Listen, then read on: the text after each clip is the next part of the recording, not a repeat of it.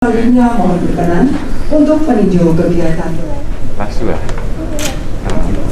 ya, buat bantu sekolah ya, tamat ya, sekolah yang pintar ya. Ini adik kelas berapa? TK. Punya kakak? Iya. Punya. Sekolah yang pintar ya, ya, semangat ya. Terus sekolahnya supaya ini lancar ya. Oke. Bapak dan Ibu, mari kita berikan tepuk tangan yang meriah. Satu hal yang saya titipkan terkait dengan fungsi SDM, bagaimana kemudian kita bisa mewujudkan SDM yang memiliki kompetisi di bidang etika, SDM yang memiliki kompetensi di bidang teknis, dan SDM yang memiliki kompetensi di bidang leadership. Ada nilai-nilai yang harus kita jaga dan kita pertahankan untuk bisa mewujudkan Polri yang bisa dicintai oleh masyarakat.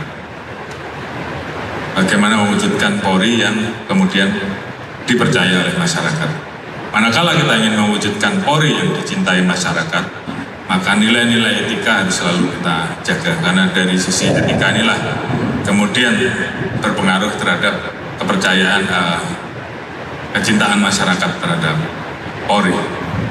Tugas rekan-rekan adalah meramu sebagai koki yang mampu meramu nilai-nilai etika, nilai kepemimpinan, dan nilai teknis ini ada di dalam setiap karakter individu SDM Polri sesuai dengan tingkatannya. Jadi ini adalah tugas rekan-rekan, sehingga kemudian kita betul-betul bisa mewujudkan SDM unggul yang menjadi harapan masyarakat. Personel-personel yang kemudian mau tidak mau harus kita persiapkan untuk menghadapi tantangan-tantangan baru yang muncul terkait dengan perkembangan-perkembangan tersebut. Karena kewajiban bagi kita untuk meyakinkan bahwa seluruh sektor kegiatan masyarakat ini betul-betul bisa berjalan, dan bagaimana upaya kita untuk memperkecil ancaman-ancaman yang ada.